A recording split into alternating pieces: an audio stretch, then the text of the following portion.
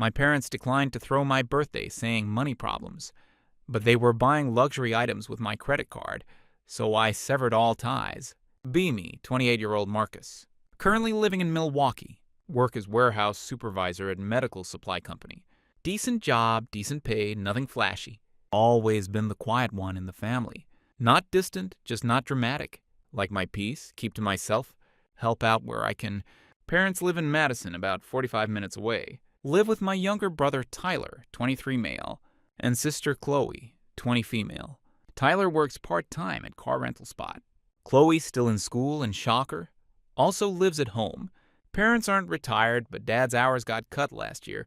Mom's been dealing with health stuff. Keeps her from working. Around late last year, things got pretty rough financially for them.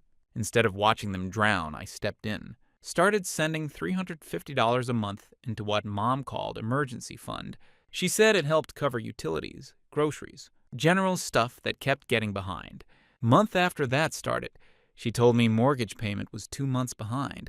That one hurt, so I covered that too. Every month, that's $350 plus the mortgage, $1,250 altogether. Just made it automatic, so I wouldn't have to think about it. No questions, no guilt tripping, just handled. Never bragged about it, never brought it up. They never thanked me either, but I wasn't doing it for brownie points. Just didn't want them losing their home. Figured, hey, I can afford it for now, so why not? Then 2 weeks before Halloween, I get a group text from Mom.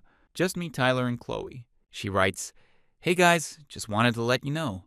We're not doing Halloween dinner this year. Things are a little tight, and we can't afford the big meal this time. Hope that's okay." No call, no real explanation. Just a cut and dry cancellation. Sat there rereading it a couple times. Didn't respond right away. Hit weird. Not even a maybe next time or we'll figure something out. Just flat. We're not doing it. Tried not to overthink it. Maybe they really couldn't do it this year. Money's been tight, Chloe's tuition bills, dad's hours, medical stuff. Made sense, right?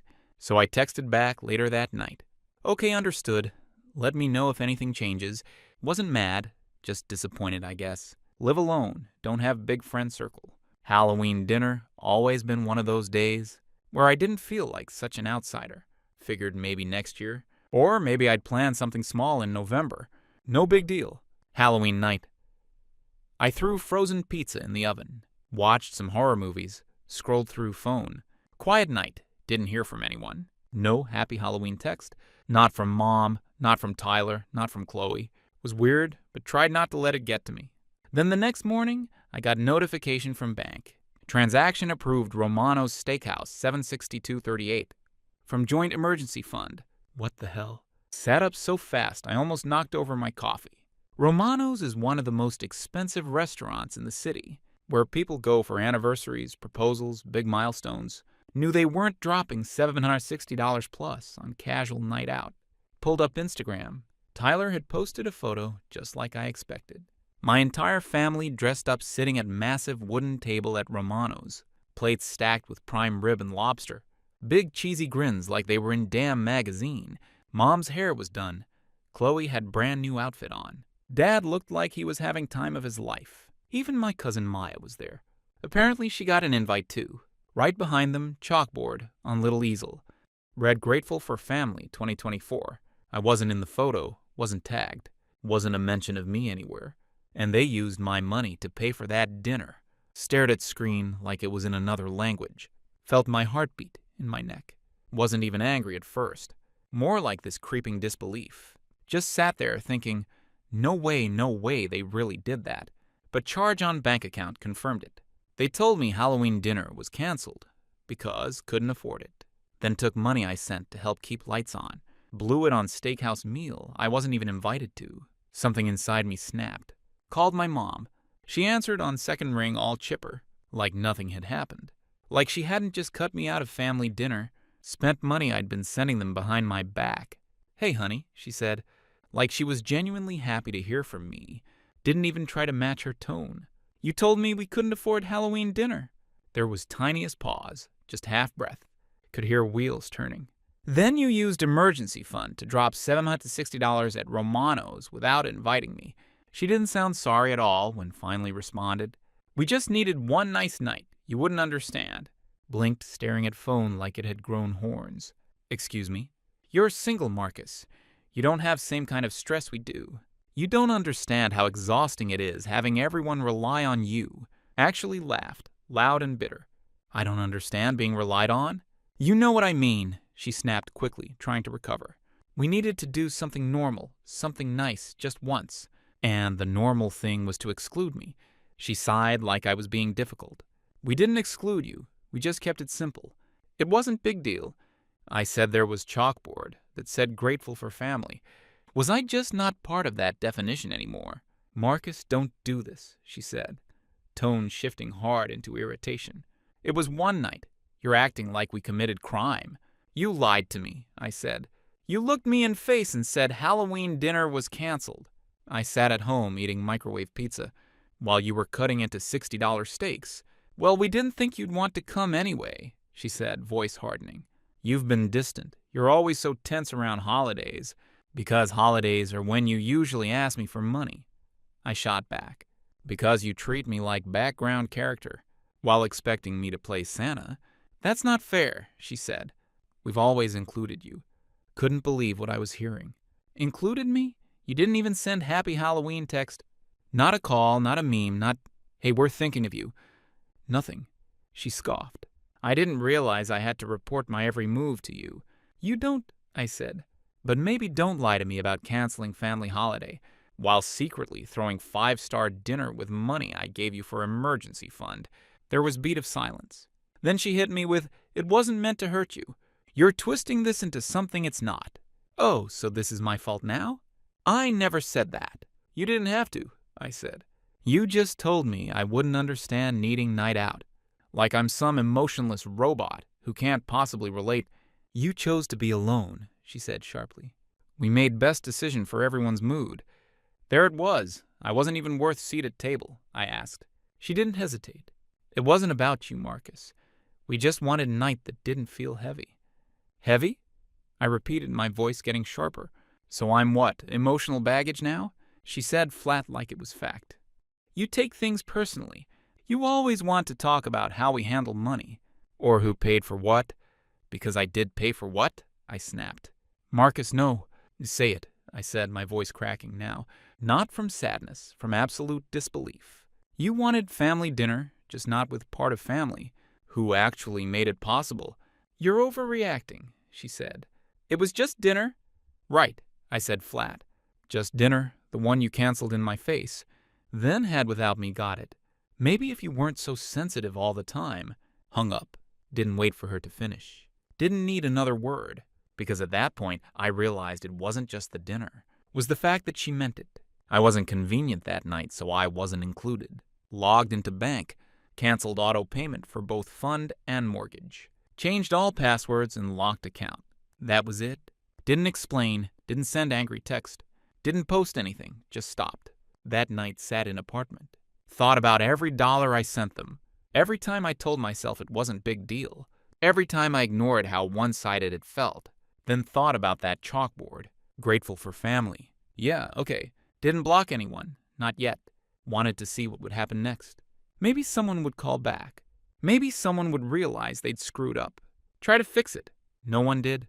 Next few days were just radio silence. Checked my phone every so often. Not because I wanted to talk to them, but because I half expected some kind of explanation. But nothing came. Not a text from my mom. Not even half-hearted emoji from Tyler. It was like I didn't exist. Like my outburst was just passing cloud. They could wait out. Then about 5 days later I got letter in mail. It was from mortgage company. Figured it was just monthly statement. Something routine. But no, it was late notice. They hadn't paid December bill. My auto payment had stopped, and now they were behind. Read it twice, then third time. Felt like slapping face. They'd gone and used my emergency fund to dine at steakhouse. Didn't even invite me. And now mortgage, the one I had been covering like clockwork, was suddenly my problem again. They hadn't even reached out to ask about it. Just let payment bounce and hoped I wouldn't notice.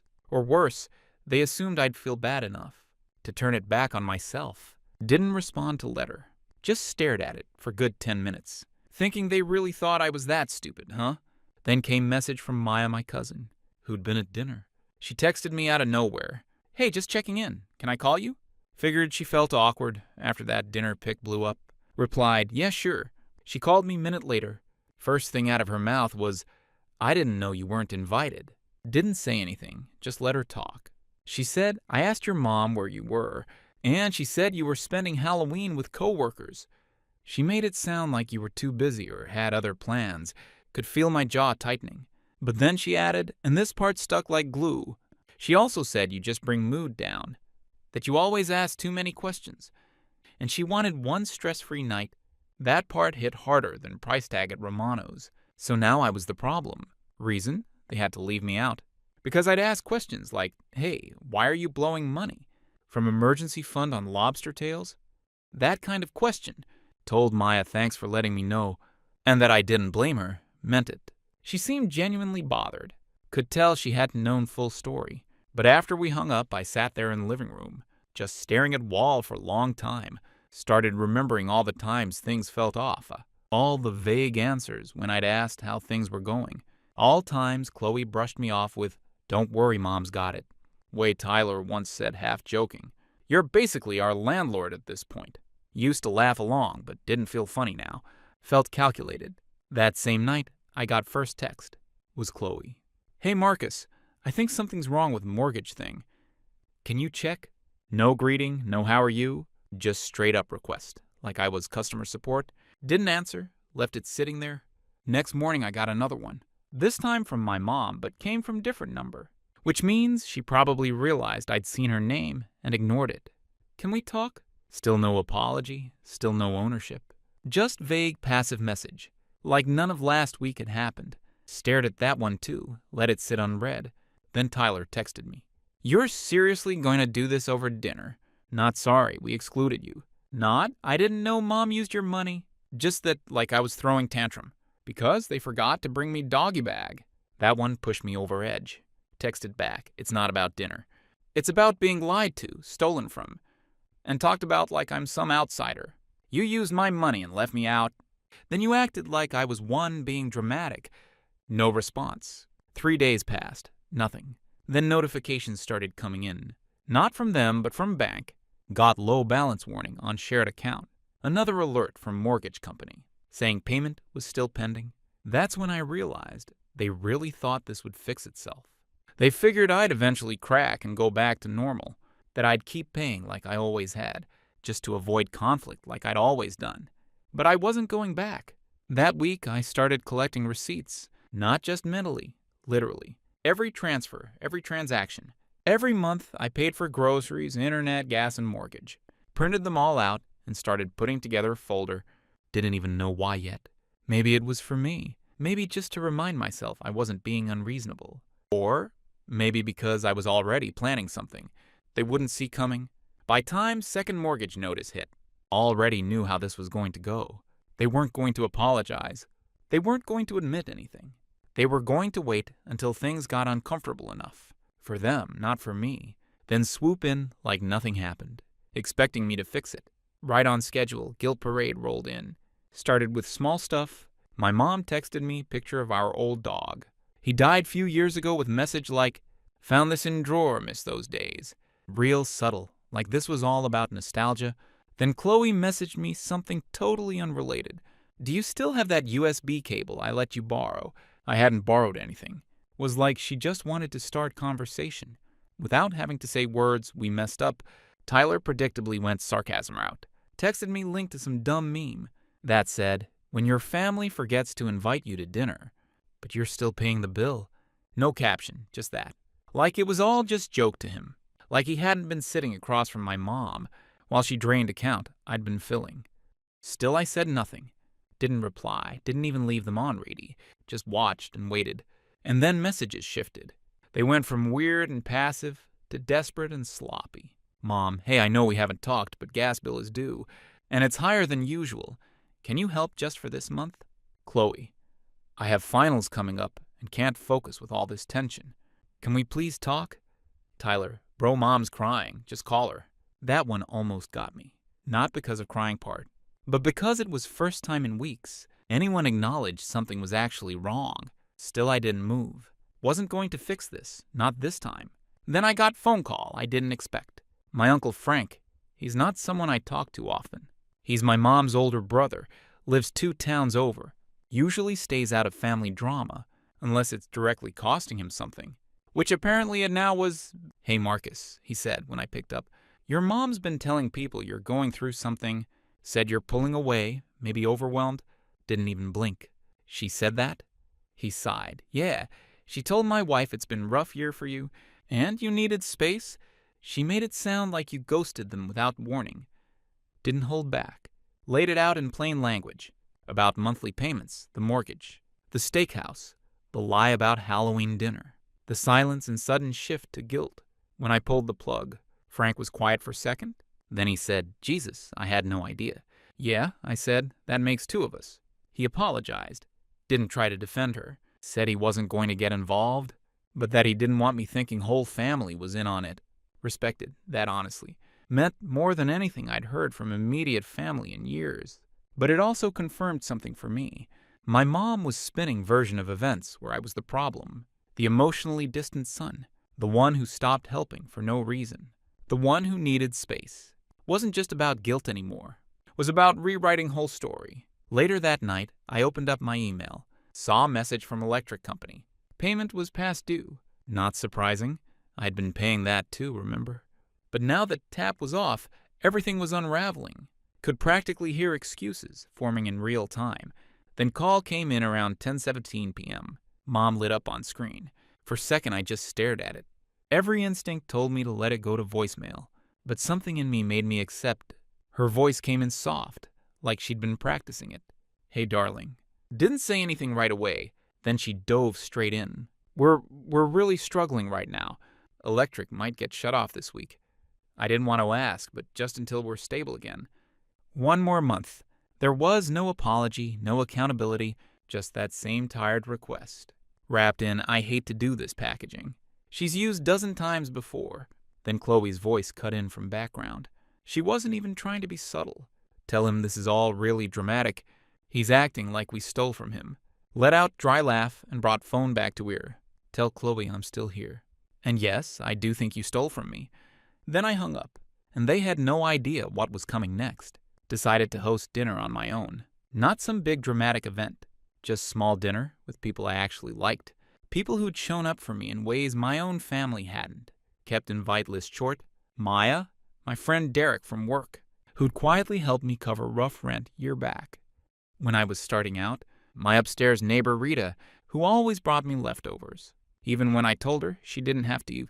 And Brandon, my old friend from college, who once drove 4 hours when my car broke down, and I didn't even ask him to. Sent out invite, like week in advance. Just simple group text. Thinking about cooking big dinner next Saturday. Just something chill y'all in. They all said yes within the hour. No one asked what occasion was. No one assumed it was favoring. They just wanted to show up.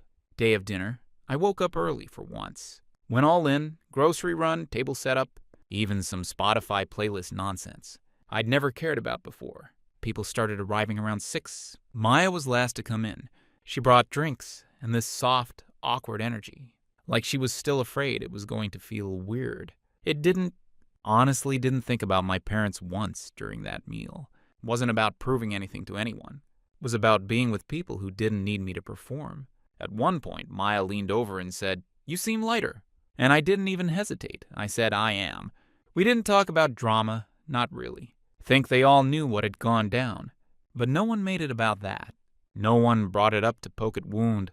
They respected that it was behind me, and they let it stay there. Then next morning, out of nowhere, I get a notification from family group chat. Same one I hadn't seen light up in months. Had gone quiet since Halloween until now. Mom saw Maya's story. Glad to see you can still host dinners. That was it. No greeting, no question. Just passive-aggressive jab wrapped in fake smile. Didn't respond. 5 minutes later, Chloe. "You had whole dinner and didn't invite us." Another from Tyler. "Guess we know where we stand." Then Mom again. "It's okay, you've moved on. We just hope those people are still around when you need help one day." That one made me laugh out loud. Help? You mean like covering your rent for 10 months? Like paying your mortgage and pretending not to notice when you use money for steak dinners? like fixing Tyler's car while he posted memes about broke friends, and not once mentioned who bailed him out. They were offended because they saw pictures, because Maya posted story of us laughing around table, and I wasn't alone anymore, because house was warm, food looked good, and I wasn't miserable without them. Put my phone down and didn't answer. Few hours later, I got text from my dad, not in group chat, just direct. "You really didn't think to let us know?" Replied with 2 words, "You didn't." No reply after that. And that's when it really sank in. They weren't upset because they cared about being there. They were upset because they weren't in control. They were used to having me on standby. They expected seat at table by default. And now that they saw I could be happy, full, laughing, surrounded without them, they realized they couldn't guilt me back in Krushey. They weren't mourning the relationship. They were mourning the access. And they were mourning fact that someone else got taste of loyalty they took for granted. That dinner wasn't revenge, was proof that life could be peaceful, that not all relationships are transactional, that family can be chosen, and that some dinners mean more than 1,000 apologies you'll never get. Next morning, my phone lit up with 3 missed calls, all from my mom, 1 voicemail. Didn't listen to it right away, just watched the screen, then silenced it again. A couple hours later, Tyler texted, "Power's still off. Are you seriously not going to help?" Didn't say please, didn't say sorry. Just straight to point, like I was utility company he forgot to pay. Few minutes after that, Chloe joined in. "This is petty. You're punishing everyone. Because you didn't get your way." Didn't answer either of them. Not because I was trying to be cold, but because I finally realized that every reply I gave just opened another door, another chance for them to spin things, guilt me, drag me back into conversation that only ended one way, with me paying and them forgetting. Later that day, I got email that made my stomach drop little. It was from mortgage company. Apparently, they were now officially 60 days overdue. In bold red text at top, it said final notice, and just below it, there it was. My name still attached, still on cosign. I'd completely forgotten that detail. Back when things first started going downhill, I let my mom talk me into co-signing so she could refinance house. Remember her saying, "It's just to help us qualify. You won't even have to do anything." At the time, I was too busy working long hours and being naive to see problem with that. Called mortgage company immediately. Rep told me I wasn't financially responsible for missed payments yet, since I hadn't been one making last few. But if it went to collections, my name being on it could come back to bite me. Asked what I needed to do to remove myself. She said it required written consent from primary borrower. My mom? Of course it did. She had me right where she wanted. If everything fell apart, guess who they'd try to pull down with them? That night, I didn't rage. Didn't start flipping out or crafting some angry response. Did what I always do when I need to cool down. Went for a walk. As I walked through my neighborhood, breathing in cold air that stung my nose, I thought about how much time I'd wasted, trying to be what they needed. How every time I stepped up, it wasn't viewed as generosity, was viewed as expected. Like I was just fulfilling my role. By time I got home, I had new mindset. Wasn't going to yell, wasn't going to beg to be removed from something I never should have been on, was going to let ships sink. And I was going to step back, let water hit them instead of me. Next day at work, I just finished up meeting, when I noticed someone leaning against car outside our building. At first didn't recognize him. Then he waved, Tyler. Walked right past him, heading to my car. He followed. "Before you freak out," he said, like he was one who needed to be protected.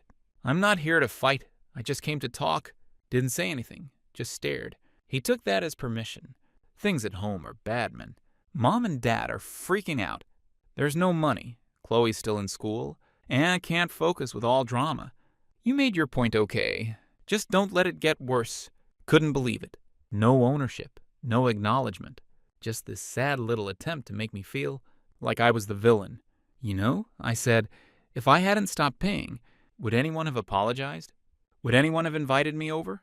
Or would you all still be having dinners without me, while I paid for damn lights?" He looked away. I continued, "You didn't come here to apologize. You came here to reset access. I was useful. Now I'm not. That's why you're all scrambling." He didn't argue, just stood there, like he hadn't expected me to see through it. "Tell Mom and Dad," I said, "that if they want to fix anything, They can start by removing my name from their mess. Then I got in my car and left. Later that night when I got home, there was a letter in my mailbox, actual paper and stamped envelope, my mom's handwriting on front. Inside were 3 pages, all written by hand. Started with stuff like, "We all make mistakes," and "Family is more than money." Then came guilt paragraph, where she mentioned all things they did for me growing up. The food, the clothes, roof over my head. And at very end she wrote, "I hope one day we can laugh about this. I hope one day when dust settles, you'll remember who was there for you when you had nothing." Folded letter neatly, slid it back into envelope, dropped it in trash, because I did remember who was there for me, and it definitely wasn't them. That's when I finally did what I should have done weeks earlier. Pulled out receipts, literal ones, digital too. Opened folder I'd been building, started adding things line by line. No fluff, no estimates, just hard numbers. $350 per month for emergency fund.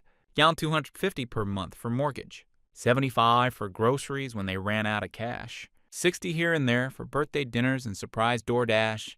$180 for Chloe's urgent textbooks last spring. And $500 to fix Tyler's car when he didn't have dime to his name and swore he'd Venmo me next week. He never did. Line by line I added everything. Every payment, every gift, every purchase I'd tracked. I totaled it all up. $50,080 just gone.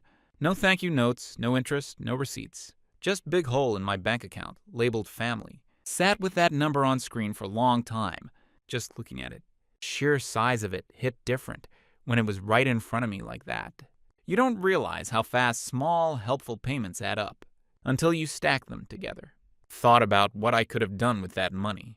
Car upgrade, vacation, I'd always put off. Down payment on my own house. Hell, just peace of mind. Instead, I paid for their cable and car repairs, and their overpriced Halloween feast. And they still thought I was one holding things up. Printed spreadsheet out, put it in folder, labeled it in Sharpie. This is what I gave you while you gave me nothing. Never again. Then addressed it to house and dropped it in mailbox. Around 9:30 p.m., just as I was about to shut things down for night, my doorbell rang. Nobody ever shows up at my place. Not without texting first, not unannounced. Looked through peephole. There they were, my parents. My mom had her coat zipped all way up, clutching some Tupperware, like it was peace treaty. My dad stood step behind her, hands in his pockets, face blank, like he'd rather be anywhere else. Neither Chloe nor Tyler were with them this time. Didn't open door right away. Just stood there watching. My mom tried to smile at peephole. Same awkward smile she gave when she was about to ask for something, but wanted it to sound casual. Let them stand there for almost a full minute. Wasn't being petty. Just wanted to see how long they'd wait. When I wasn't immediately useful, then I opened door. Didn't say anything. My mom stepped forward, like we were in middle of conversation. We never had. We just wanted to stop by. Thought maybe you'd be hungry. I brought pasta. Of course she did. She always used food like it could undo whatever came before it. You read it? I asked. Her smile cracked little. We did, Marcus. It was a lot. Yeah, I said. That's what happens when you total up year of being used. My dad let out slow breath, like he was trying to keep peace. It's not like that. We never meant to take advantage. But you did? I said repeatedly. He didn't argue. We didn't know it added up to that much. My mom said, quieter now. It just kept happening. I nodded. And not once did any of you stop and ask if I was okay. Not once did you say thank you. You just kept letting me fix things while keeping me at arm's length. We made a mistake, she said. We got too comfortable. No, I replied. You got entitled? My dad stepped in again, finally showing some backbone. Marcus, we came here because we want to make things right. No, you came here because I sent you number you couldn't ignore, I said. You came here because guilt finally outweighed convenience. Mom looked like she was trying not to cry. I don't want us to hate each other. I don't hate you, I said. I just don't trust you. Silence that followed was thicker than anything I've ever felt. Nobody moved. Nobody looked me in the eye. Then I asked, is power still out? Neither of them answered. That was answer enough. You didn't show up when I was sitting alone on Halloween, I said. But now that lights are off and your safety net pulled plug, you're here with Tupperware full of guilt carbs. My dad muttered, that's not fair. I looked straight at him. No, what's not fair is spending 15 grand on family that couldn't even send me text on one holiday I looked forward to all year. What's not fair is watching you hand out gifts and laugh over steak while I'm footing bill and getting painted as moody one. They stood there like statues. Think, for first time, they were actually hearing it. Not brushing it off, not spinning it. Just standing there in fallout they created. I let silence sit little longer. Then I said I meant every line in that folder, especially the label. My mom blinked fast, like she was trying to hold it together. You really mean that? I do, I said.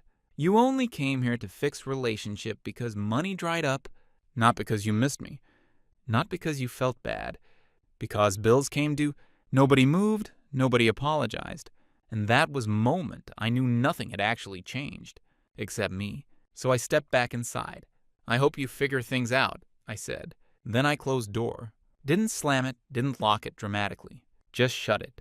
And this time I didn't wait behind it. I walked into my kitchen, warmed up leftovers I'd already planned to eat, and sat down alone with my plate and peace. Because sometimes closure doesn't come from deep conversation or a big speech. Sometimes it's just firm door and number they can never unsee.